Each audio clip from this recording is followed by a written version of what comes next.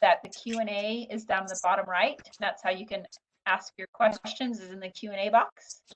But we're just gonna jump in and turn the time to Anne, and she'll introduce herself. Okay, thank you, Marianne. First of all, I want to tell you how honored I am to have been selected to present at this conference. And also want to give you a little bit of information about myself. I am a gerontologist. I also work as a development and outreach officer at the University of Utah in the Department of Psychiatry. I've been very involved and instrumental in developing the geriatric psychiatry clinic, which opened last June. It'll be a year actually in just a couple of weeks. We are extremely excited as an organization and as a Department of Psychiatry to offer psychiatric services to older adults. And these are not just dementia services. These are services that cover the gamut of social issues and mental health issues. I've been involved in geriatric health for about, I don't know, coming on 6 or 7 years now, and I am absolutely passionate about it. I also teach for Osher several classes, one of which is Embrace Aging. And I love that class because I think it gives people a little bit of a different perspective on what they're going through in their life at any given point in time as they age. So let's get started.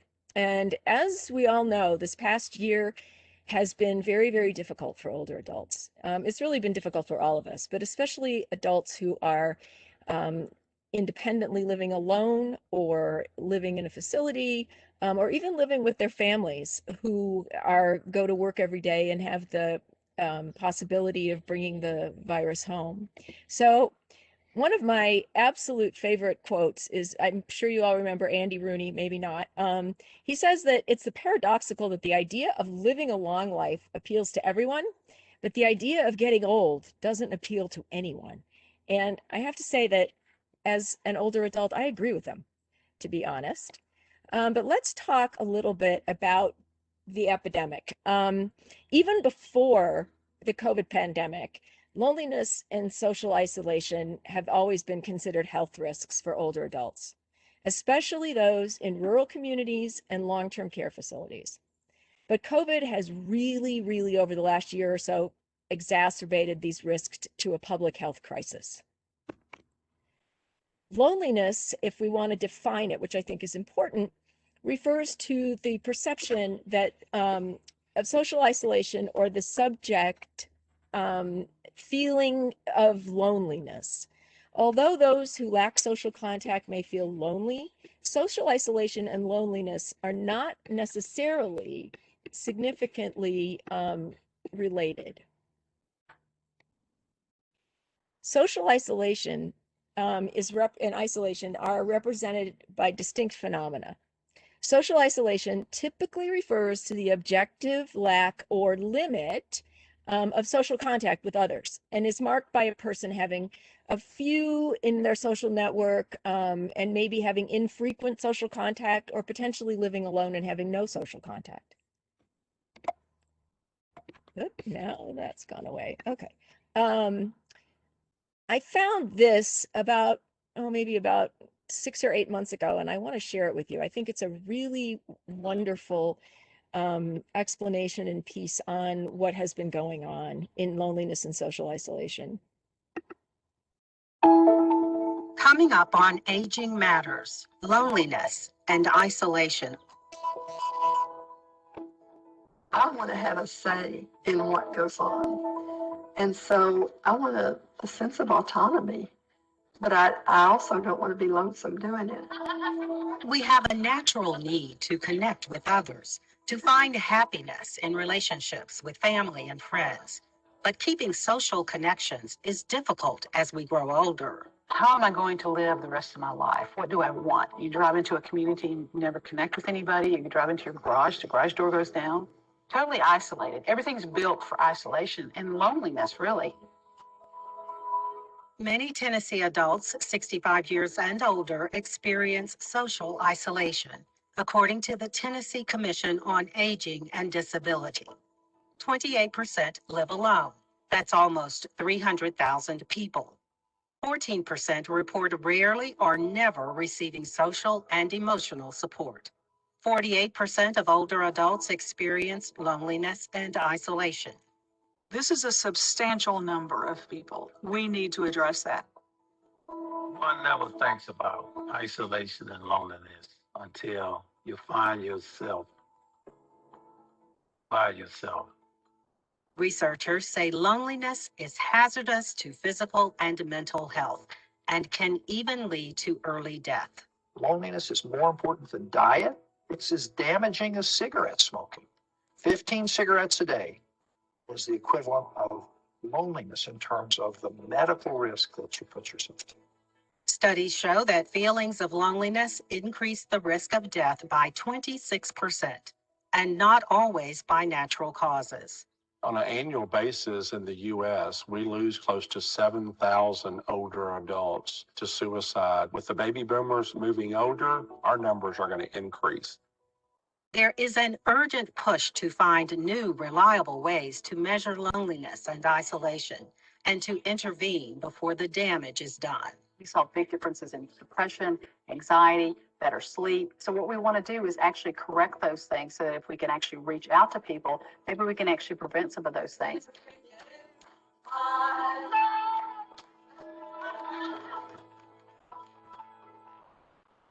So as you can see, it is seriously a problem, and that is, although this was produced in the South, the percentages that they show for the state for their state are relative to the United States as well. There is an overwhelming number of people who are dealing with social isolation and loneliness.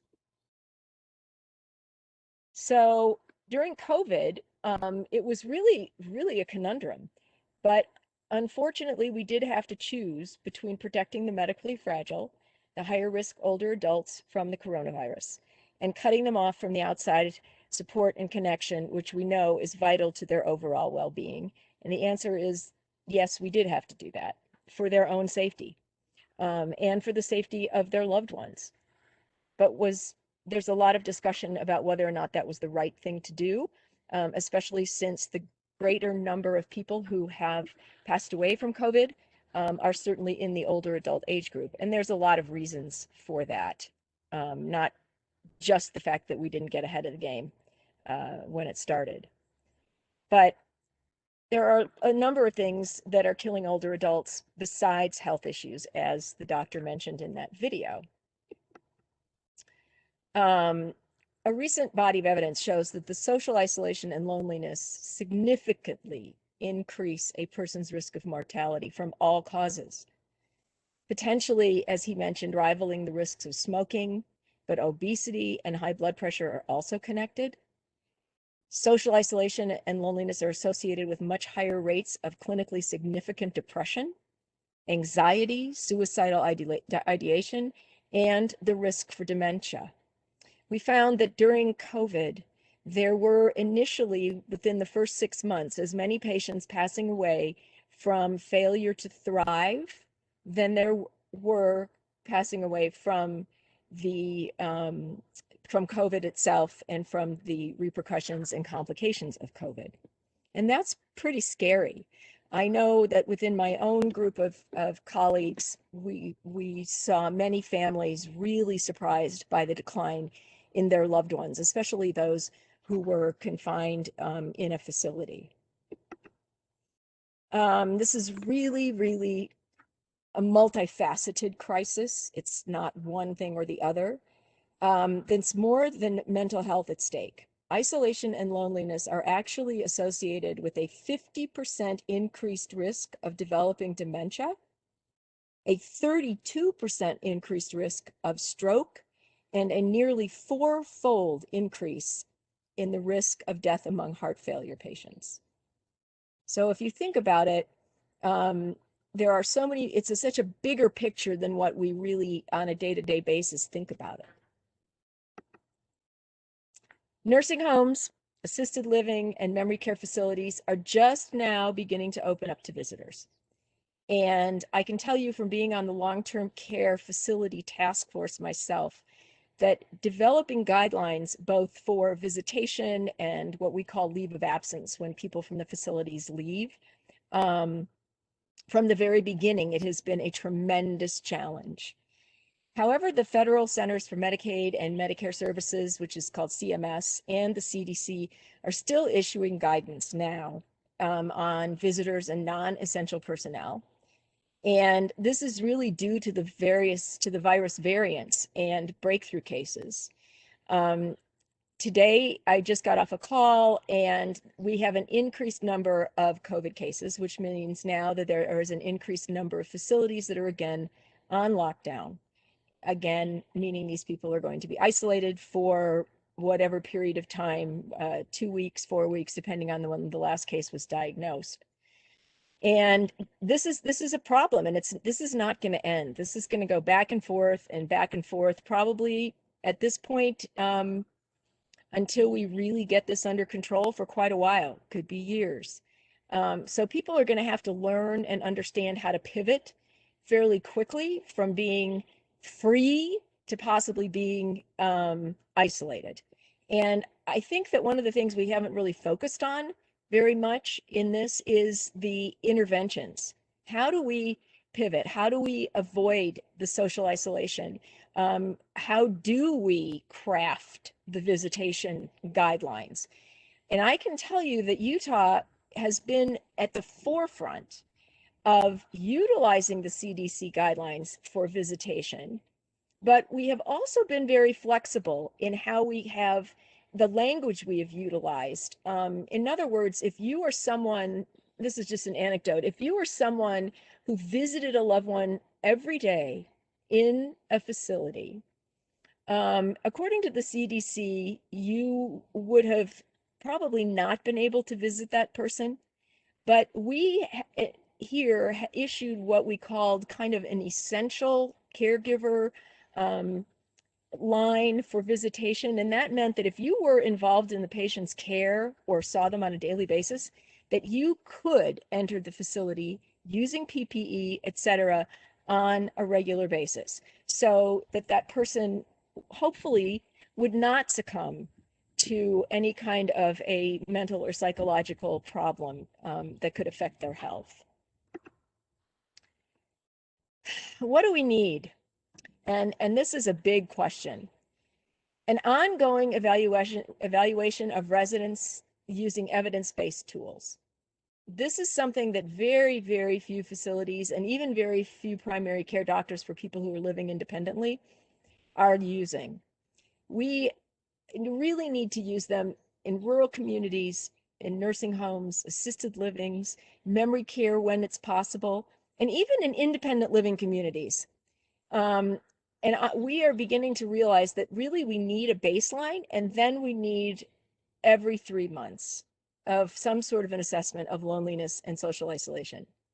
We also need to train families and professional caregivers, including employees, to administer these evaluations, which really are fairly, simple and quick, and also to recognize symptoms. People who have been taking care of older adults who have been isolated often don't really recognize, or not trained to recognize symptoms, physical symptoms or mental health symptoms that could indicate a real problem. And these can include, but aren't really limited to, depression, anxiety, suicidal thoughts, behavioral and physical changes, weight gain or loss that's not, that is not purposeful, excess sleeping or lack of sleep, one or the other, and memory issues, which may not actually indicate dementia. I recently spoke with a care manager who had a patient being cared for in a facility who was taken to the emergency room, given a psychological evaluation as well as a physical, some physical evaluations, and they sent her home. They sent her back to the facility, and they called the care manager and said, blah, blah, blah, here's what happened. Oh, and by the way, we noticed that she was having some suicidal thoughts. Well, excuse me, why did you let her go from the hospital if she was having suicidal thoughts? Those are the kinds of things that slip through the cracks. That should have been like taped to her clothing when she came into the emergency room. I'm having suicidal ideation, among other things. So I think that part of our part of what's lacking is a really dynamic training. There are ways to measure loneliness, and there are evidence-based ways to measure loneliness. One of the really dynamic organizations is this Campaign to End Loneliness. And it's a national campaign, and they have developed and utilized certain measurement tools. The main purpose of this particular tool is to measure the change that happens as a result of an intervention to address loneliness. The length is 3 questions. It's worded in a positive manner, and it's really developed for service providers. And loneliness, the word loneliness is not mentioned. And we've learned over time and through study that when you mention the word loneliness, it tends to skew, if you use it in the questions, it tends to skew the answers. So the best time to use this evaluation is when you want a short and sensitively worded tool that's easy to use. It's the Campaign to End Loneliness Measurement Tool. Another tool is the Dijon-Girveld 6-item loneliness scale. And this was designed for use with older people to focus on both emotional and social loneliness, and to try and give insight into why someone might be experiencing loneliness. This is 6 questions, the 6-item, obviously. It has both positive and negative wording. It was really developed for researchers, but it's now being much more readily used in a clinical setting. Does not mention loneliness. And it's really best if you want an academically rigorous tool that distinguishes between different causes of loneliness. And you know, we used to think that was only important for research, but now it really is important for clinical care. The UCLA 3-item loneliness scale. This is probably the one that's used most often, and my guess is because the larger one is 11 questions, and this is 3. And they're all from the UCLA program. They're widely used across the world, and they actually have been found to be accurate when it is a part of a self-completed questionnaire, and also when an interviewer asks the questions over the phone. So very often these are used as follow-up questions. The length is 3 questions. There is negative wording in these, and it was developed for service providers, and there is no mention of loneliness. And these are best used if you want a short, academically rigorous tool with a simple scoring system. And I'm all for simple. Single item questions. These are, well, let me explain them first, and then you can decide.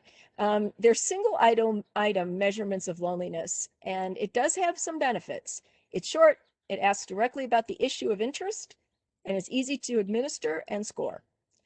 Single questions are more appropriate with an older age group, particularly if someone is experiencing cognitive decline or difficulty communicating. And those are really the qualifying pieces of this, the difficulty communicating or cognitive decline. It's 1 question. It does have negative wording. It is generally developed for both researchers and service providers, so it can be used in a clinical setting, and very often this is used in a memory care situation. And it does mention loneliness, and the reasoning behind that is because of the prompt. It needs to sort of be a prompt for someone who has cognitive decline or difficulty communicating. And the results of this really are if you want to get to the heart of an issue with just 1 question. And again, it's really kind of an isolated population on which you would use this questionnaire. And now let's talk a little bit about some interventions. Not all older adults embrace technology. And as you can see here, this is, you know, we've all been probably in this situation. And what I mean when we talk about embracing technology, we're not talking about access to technology. And yes, there are some areas in which there are issues of access. There are always places where broadband and Wi-Fi just don't get to. I can name several of them. I rockhound as a hobby, and we've found a number of them over the time I've been doing this across the state. But really nowadays, there are not many places. So if someone is not hooked up, it is generally by choice, or it could be the cost factor.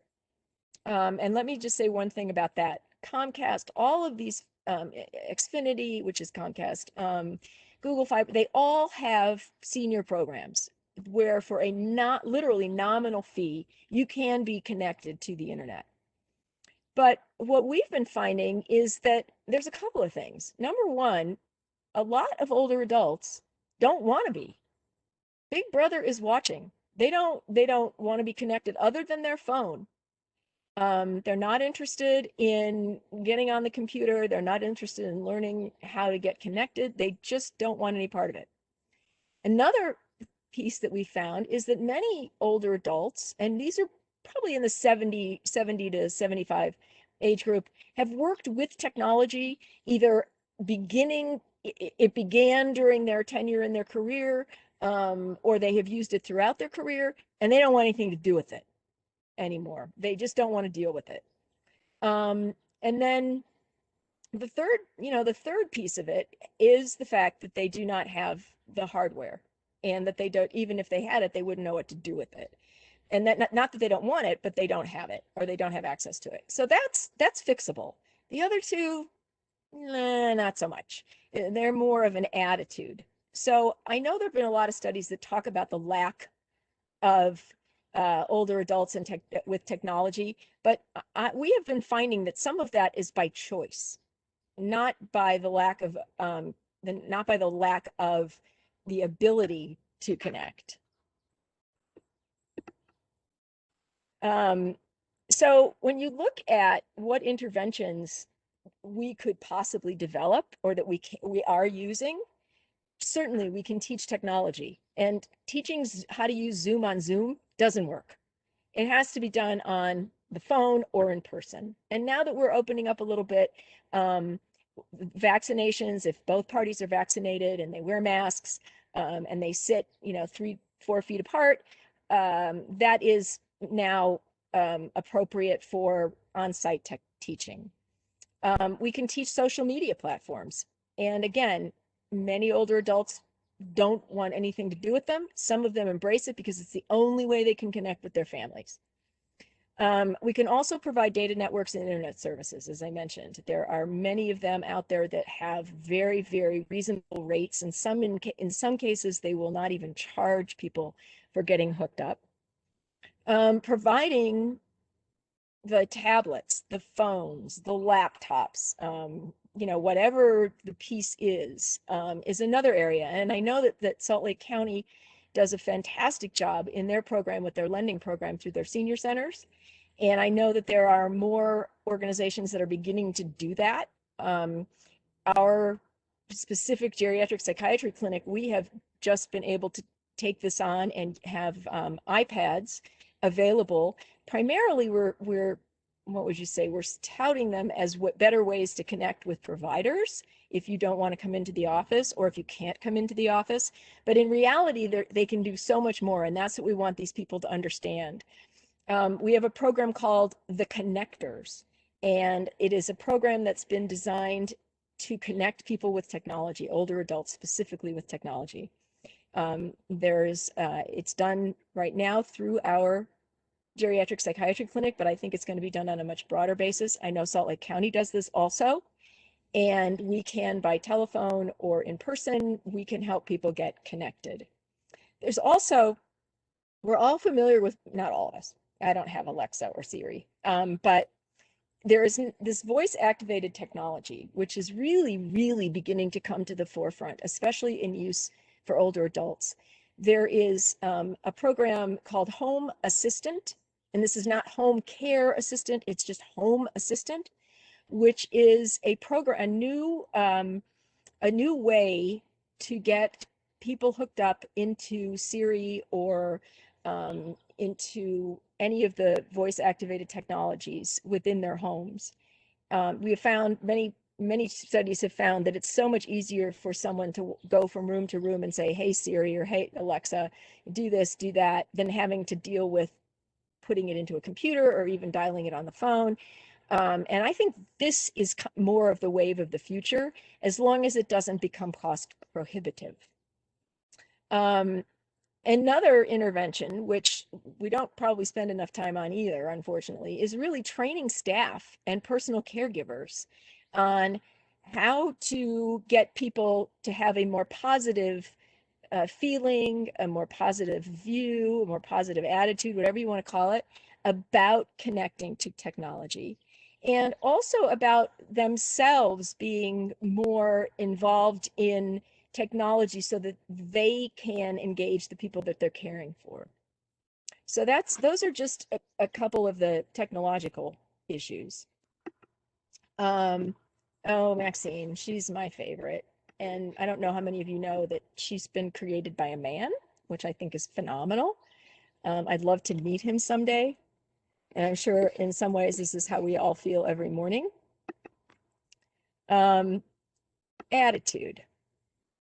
We all know that growing older, we all know that we grow older. And if negative attitudes towards aging are carried out throughout our lives, they can have a measurable detrimental effect on our mental, physical, and cognitive health.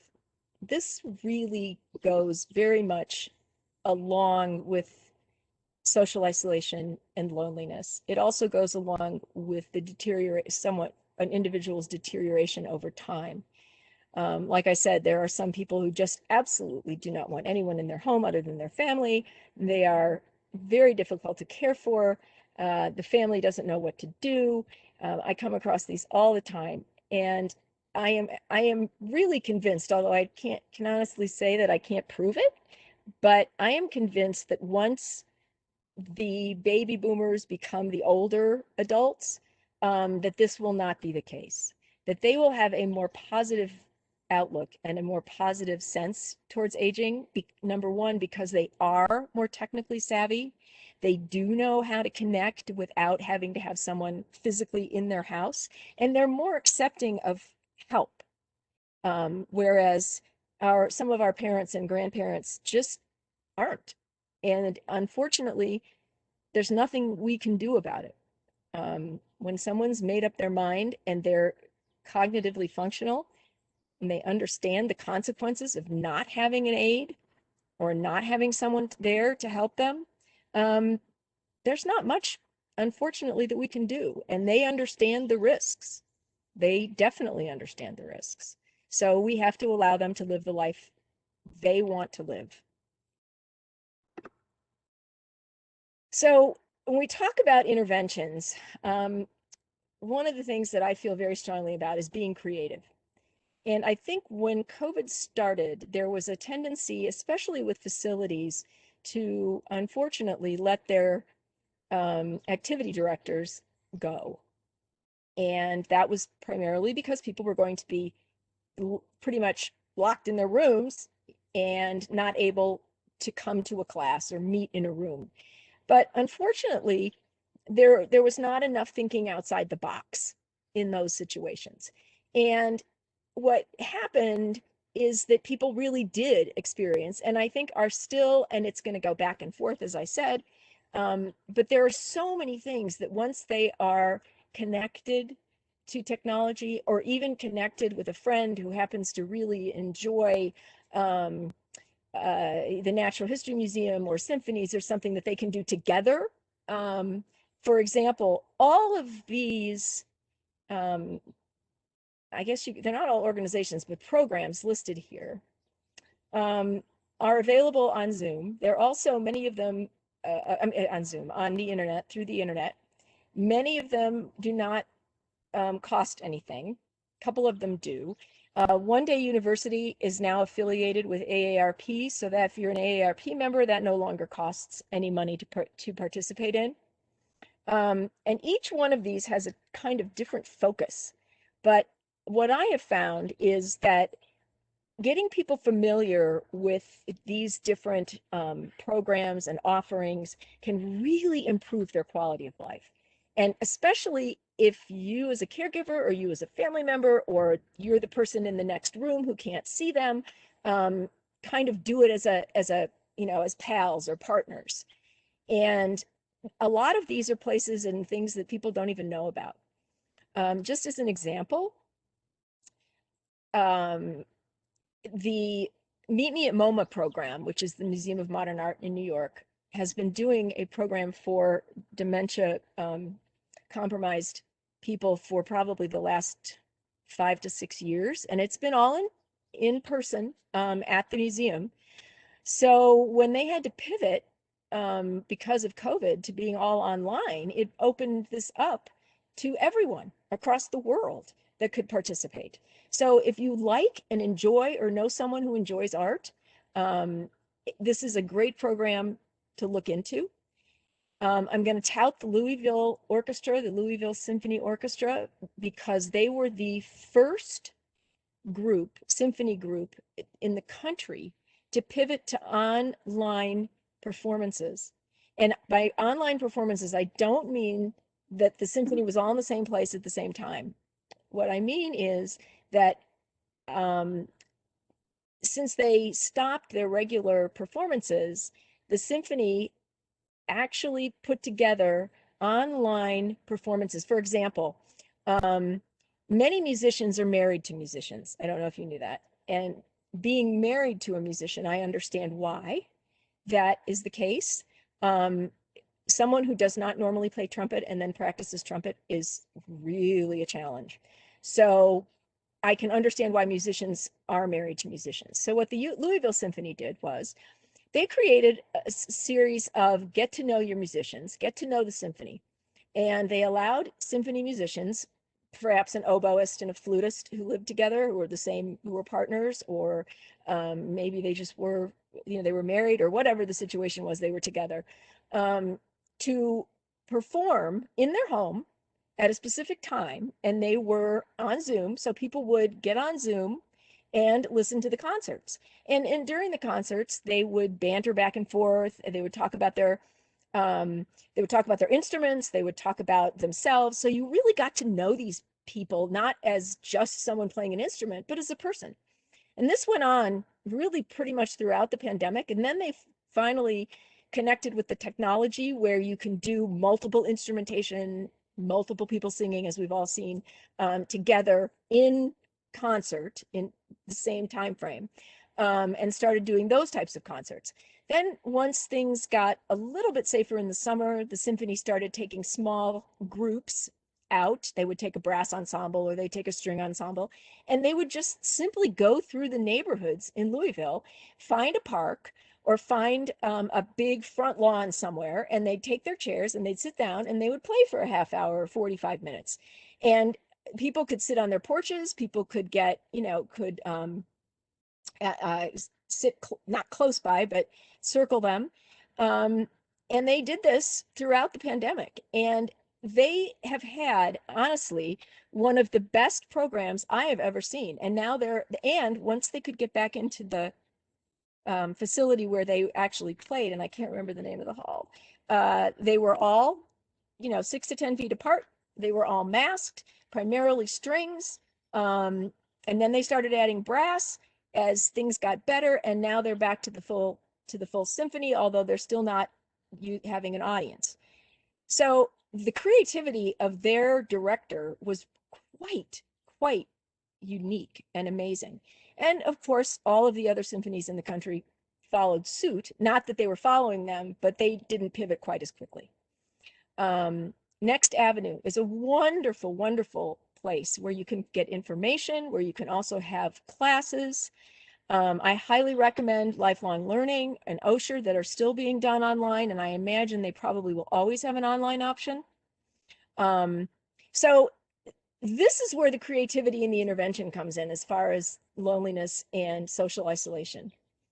And I think that the more we can think outside the box, the better off the individuals who are experiencing loneliness and isolation will be. And these are the types of interventions that we recommend. And then we, as I said earlier, we use one of the tools to check up.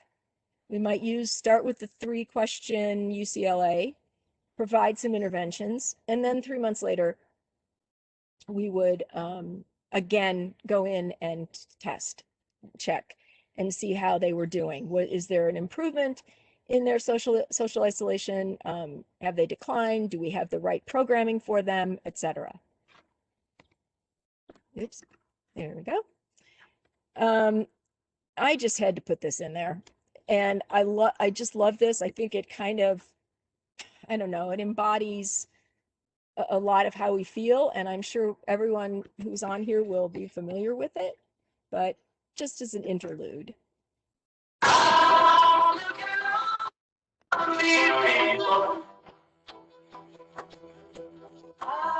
all heard that 1,000 times, but it still kind of covers it all. This is a wonderful quote that I found, and I want to share it. I share it as much as I can. And it's really very simple, that a season of loneliness and isolation is when the caterpillar gets its wings. Remember that the next time that you feel alone. So here is my contact information. And anyone who is on this at this conference is welcome to call me or email me with any questions, or if you would like any other information. I'm happy to help with whatever situations you might encounter. I know we have a few minutes left, and I'm happy to take questions. If there are any questions or any concerns or something I haven't covered that you would like to know about. And attendees, if you click the Q&A button in the bottom right, you can start typing your questions, and our facilitator will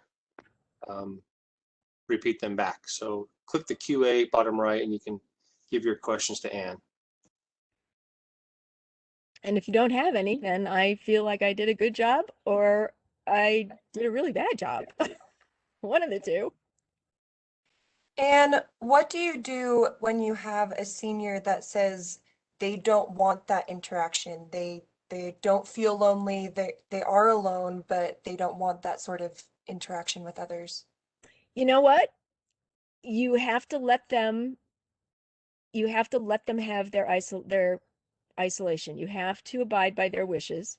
You can keep an eye on that person to make sure they are not declining. Quite often, there are people who really do like being alone. They'll read, they'll just listen to music, they'll listen to, they'll maybe contact their family. But as long as they seem mentally and physically functional and healthy, I think there's not much you can do. If someone sees deterioration or decline, or they stop eating, or they're up all night, then I think there's cause for intervention, some type of an intervention. But some people just don't want to see people. Thank you. And do you know of any resources for older adults in rural communities in Utah? I need to know a little bit more about what you mean by resources. If they're talking about, for example, like senior centers and places where they can gather, or whether they're talking about mental health evaluations. I need to know, I'd be a little bit more specific about what So they're that looking. would be specifically for loneliness and social isolation. Okay.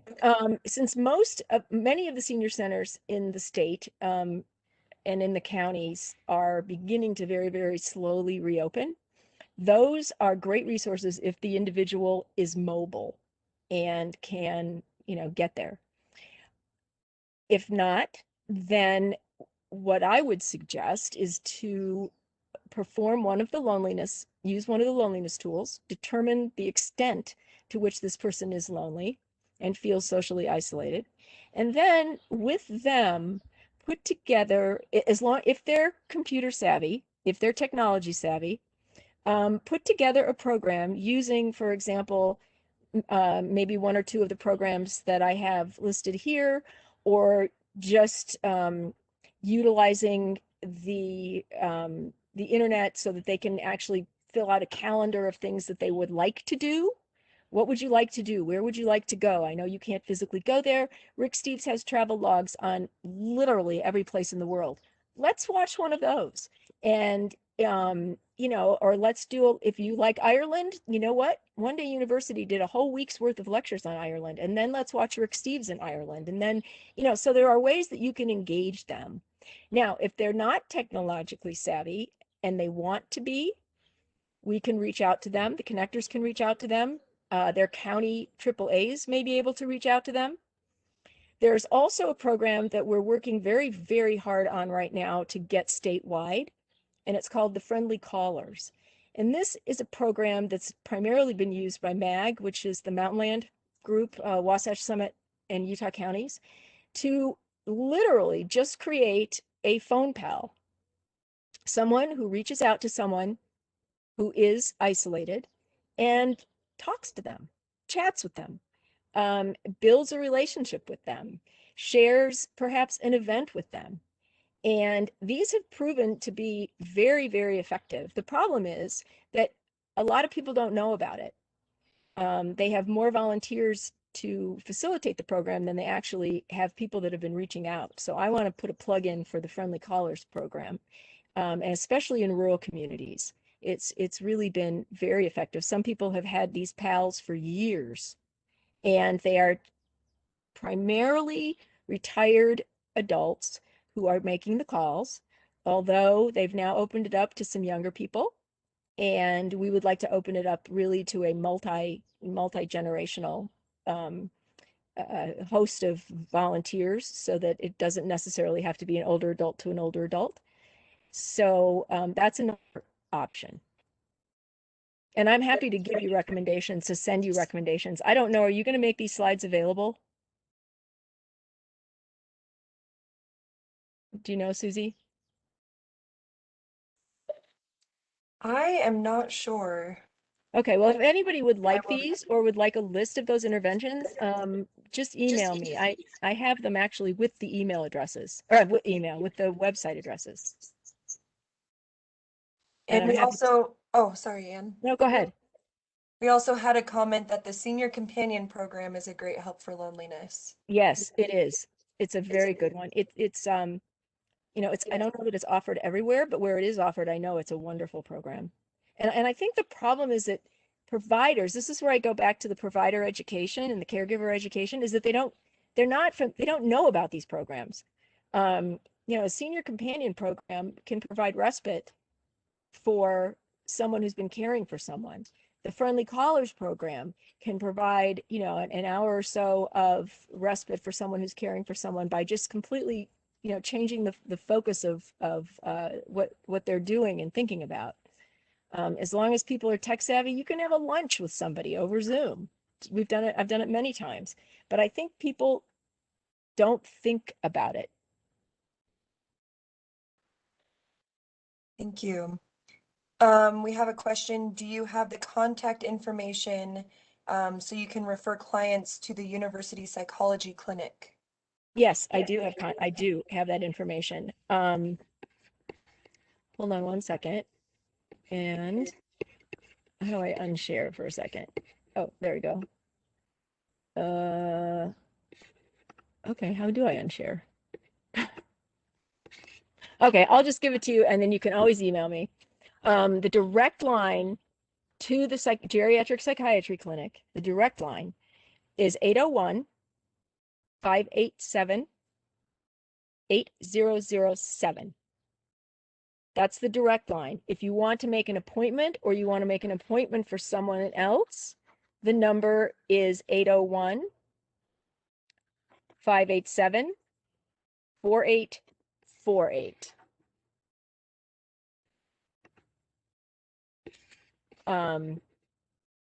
And you can get information. You can also tell them specifically that you saw this presentation and that, you know, what you're looking for. I have to say that we're still fairly virtual right now, although we're getting closer to being in person, which is good. And so you may not get someone immediately, but they will call you back within a short period of time. If you're just looking for someone to connect with someone to get their technology connected, or you're just looking for someone to help them with putting together a you know, a series of interventions, online interventions, you can just call me or use my email. Thank you. Mm-hmm. Another question, is there a place where an older adult can go just to talk to someone? Yes, of course. Yes. To physically go somewhere to talk to someone? Yes, that there is. However, most places for older adults are still virtual. So I can tell you that I don't know of a lot who are in person yet. But they can always call they can always call the clinic and we will set them up with someone. Again, the Friendly Callers program through the Mountain Land AAA. If they are experiencing a medical issue, then it's probably best for them to call their primary care provider. And if they're still having problems, and there's a wonderful I really need to give this to everybody who's on the call today somehow. There's a wonderful woman in southern Utah. Her name is Kristen Graham, and she is kind of our liaison to the southern part of the state. She lives in Cedar City. She teaches at SUU, and she's one who takes calls. She's worked with older adults for, I can say, a long time, although she's fairly young, and really is a wonderful person to talk to. I am looking up her phone number right now to give. She'll probably kill me, but that's okay. There it is. It's Kirsten Graham, Kirsten Graham, and she is 732-216-5166. And you can tell her that you got her name from Ann Asman, and she won't hang up on you, I promise. But she's wonderful, and she's really kind of been covering that whole area of the state for us, probably from Fillmore South.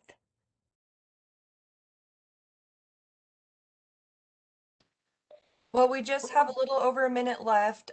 So please, all those who sent questions that we weren't able to answer, please reach out to Anne. Yes, just reach out. And I'm you guys have the presentation, so if you want to post it or send it out or make it available on Dropbox or something, that's fine.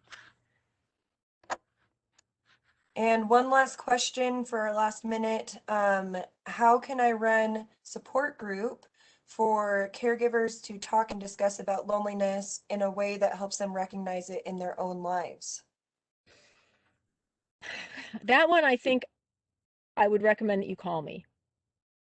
Call me or email me, and let's brainstorm that, because there are a lot of programs for caregivers, and I think that we could find a training that would be very valuable. So if that person can give me a call, or you can send me their contact information, that would be great. That's a long answer.